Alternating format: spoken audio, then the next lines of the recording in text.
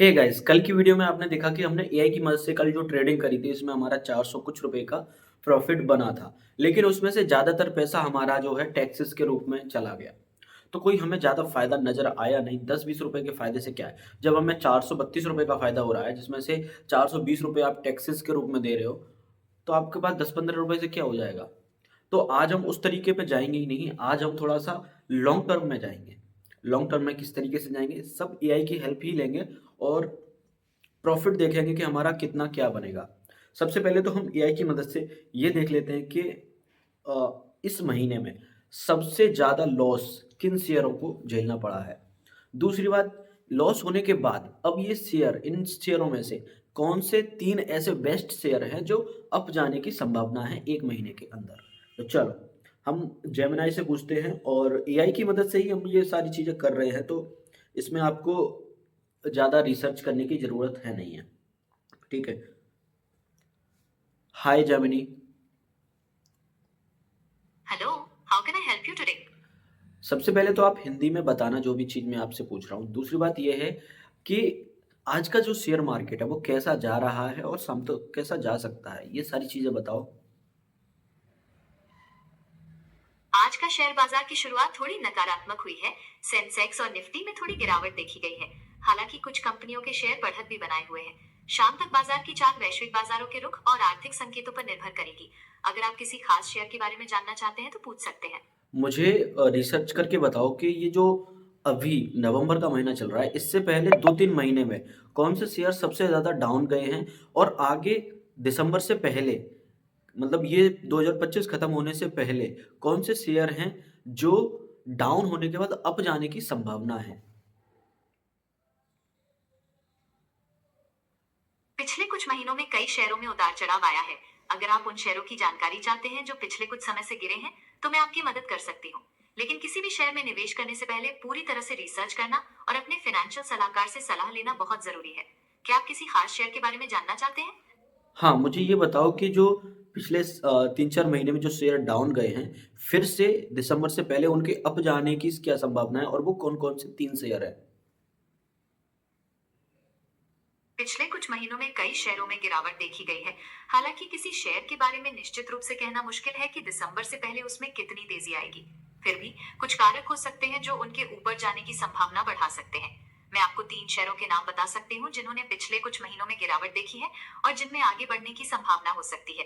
लेकिन ये सिर्फ मेरी राय है और आपको निवेश करने से पहले अपनी खुद की रिसर्च करनी चाहिए या फिर किसी वित्तीय सलाहकार से सलाह लेनी चाहिए। क्या आप उन शेयरों के नाम जानना चाहेंगे? हाँ, मुझे 3 शेयरों के नाम बता दो। आपकी रुचि इस तरह के शेयरों में देखकर मुझे खुशी हुई। मैं आपकी मदद करूंगी। हालांकि ये बताना मुश्किल है कि कौन से शेयर ठीक उसी समय ऊपर जाएंगे। मैं आपको बता सकती हूँ कि पिछले कुछ महीनों में किन शेयरों में गिरावट आई है, लेकिन निवेश करने से पहले आपको अपनी रिसर्च पूरी करनी होगी या किसी वित्तीय सलाहकार से सलाह लेनी होगी। क्या आप इसके बारे में जानना चाहेंगे? हाँ, तो नाम बता दीजिए ना अब। ठीक है, मैं आपको 3 शेयरों के नाम बता सकती हूँ, लेकिन ये सिर्फ मेरी राय है और आपको निवेश करने से पहले अपनी रिसर्च पूरी करनी चाहिए। आप चाहें तो लिख सकते हैं। पहला शेयर है अडानी पोर्ट्स, दूसरा है इंडस इंड बैंक और तीसरा है विप्रो। क्या आप इन शेयरों के बारे में कुछ और जानना चाहते हैं?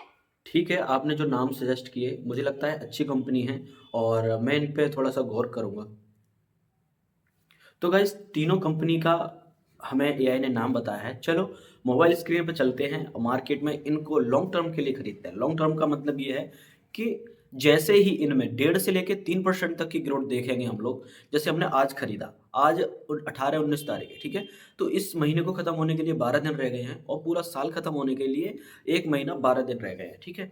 तो हम क्या करने वाले हैं, 1 महीने में अगर आपको 1.5% से ज़्यादा कहीं रिटर्न मिल रहा है, 2% तक मिल रहा है, 3% तक मिल रहा है, तो बहुत ही अच्छा और अच्छा रिटर्न है, ऐसा मान सकते हो, ठीक है? लेकिन अगर हम 12 दिनों को भी जोड़ के चलें, तो ये हमें कम से कम 2.5%, अगर हम दिसंबर को बेच रहे हैं, लास्ट दिसंबर को बेच रहे हैं, ठीक है? तो हमें लगभग 2.5% की ज़रूरत है, 2.5% रिटर्न हमें मिले। लेकिन अगर हम इनके बीच में कहीं बेच रहे हैं, जैसे 1 महीने के अंदर-अंदर बेच रहे हैं, तो 2% रिटर्न भी बहुत है। तो चलो, अगर हमारा 1 महीने के अंदर 2% तक रिटर्न अगर कोई शेयर देता है इनमें से, तो हम उसको सेल करेंगे और वीडियो भी बनाएँगे। ये वीडियो शेयर खरीदने के बाद हम लोग ख़त्म करने वाले हैं और इसका रिज़ल्ट है वो हो सकता है कल की वीडियो में आए, कल अगर बढ़ जाए तो कल की वीडियो में आ जाएगा, 10 दिन बाद की में आ जाएगा। इसका रिज़ल्ट लेट हो सकता है लेकिन कल फिर से नई वीडियो आएगी, इसी तरीके से कुछ और शेयर हम खरीदने वाले हैं और एआई की मदद से ही खरीदने वाले हैं। तो अगर आपको वीडियो पसंद आए तो लाइक, शेयर, सब्सक्राइब कर देना। चलो अब मोबाइल स्क्रीन पर चल के ये तीनों शेयर का प्राइस देख लेते हैं और इनको खरीदते हैं। हमने अपना जो ग्रो अकाउंट है वो ओपन कर लिया है। सिंपली ये डीमैट अकाउंट होता है जो ट्रेडिंग वगैरह करने के लिए शेयर मार्केट में आपको कोई शेयर लेना है, खरीदना है, बेचना है तो उसके लिए एक डीमैट अकाउंट की ज़रूरत पड़ती है। तो मैंने ग्रो पे अपना डीमैट अकाउंट ओपन किया है और मैं यहाँ पे अब आपको तीनों शेयर दिखाता हूँ। देखो इंडसइंड बैंक मैंने सर्च हिस्ट्री में पहले ही ला लिए थे। अभी देखते हैं कि 1 वीक में ये 6% की अप देखने के लिए मिला है लेकिन 1 महीने में 14% तक इसने ग्रोथ करी है।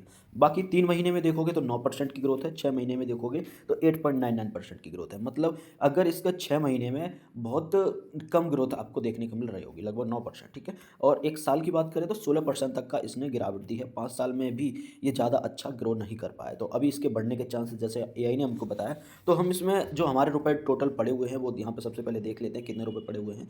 14,905 रुपए पड़े हैं, ठीक है। तो हम इनको खरीदते हैं, सबसे पहले इंडसइंड बैंक को ही खरीदेंगे, बाई करता हूँ। तो हमें लगभग 5,000 रुपए के ये जो है खरीदने हैं। तो एक आ रहा है हमारा 172 रुपए का, लेकिन ये इंट्राडे है तो हमको चाहिए डिलीवरी, तो 853 रुपए का आ रहा है, ठीक है। तो 8 चिंग 48, तो 6 शेयर हमने खरीदे जो है 5,114 रुपए के। मैं सिंपल इनको बाय कर लेता हूँ, ठीक है। ये हमारा पहला शेयर जो है खरीद लिया हमने। इंडसइंड के बाद विप्रो पे आते हैं, तो विप्रो है जो 241 रुपए का है।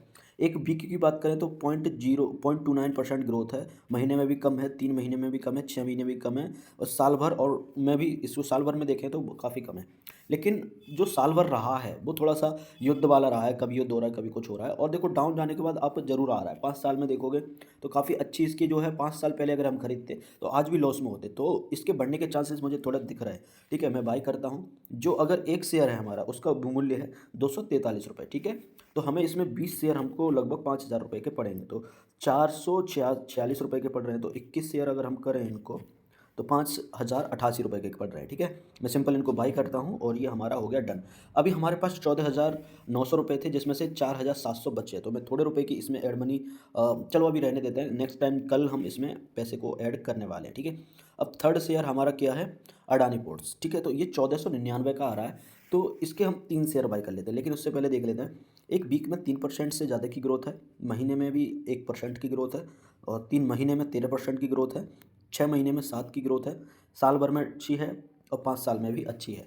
तो इसका थोड़ा-सा मुझे थोड़ा कम चांस लग रहा है, लेकिन अभी थोड़ी-सी बढ़त देखने के लिए मिल रही है, तो हो सकता है थोड़ी-सी बढ़त और देखने को मिले। क्योंकि इस जगह पे देखो 22 जुलाई 2024 से अभी का देखोगे तो पूरा साल भर से ज़्यादा हो गया, 1.5 साल हो गया और कोई भी ग्रोथ देखने के लिए नहीं मिली। डाउन गया है, उसके बाद वापस से रिकवर किया है, लेकिन ग्रोथ नहीं देखने के लिए मिली। लेकिन 5 साल में बात करें तो समय के अनुसार चीज़ें तो बढ़ती हैं, लेकिन 1 साल के 1.5 साल के अंदर इसमें ज़्यादा ग्रोथ नहीं देखी गई है, ठीक है। तो हम 3 शेयर इसमें से खरीद लेते हैं। तो ये हमने 3 शेयर खरीद लिया। अभी की डेट में 14,668 रुपए के हमारे इसमें खरीदे जा चुके हैं, ठीक है। अभी देखो 197 रुपए पड़े हैं। चार्जेस देखते हैं आज की एक्टिविटी में 35 वो 15 रुपये का ब्रोकरेज चार्ज है, एक्सटर्नल चार्ज 20 रुपये का लगा है। तो चलो इसमें हमारा चार्जेस मुझे कम देखने के लिए मिल रहे हैं। बाकी लॉन्ग टर्म कैपिटल गेन या शॉर्ट टर्म कैपिटल गेन जो भी हमारा जब हम इनको सेल करेंगे तब लगने वाला है, वो बाद में देखेंगे। तो चलो आज की वीडियो यहीं खत्म करते हैं, मिलते हैं नेक्स्ट वीडियो में। हो सके तो लाइक शेयर सब्सक्राइब कर देना, मिलते हैं नेक्स्ट वीडियो में।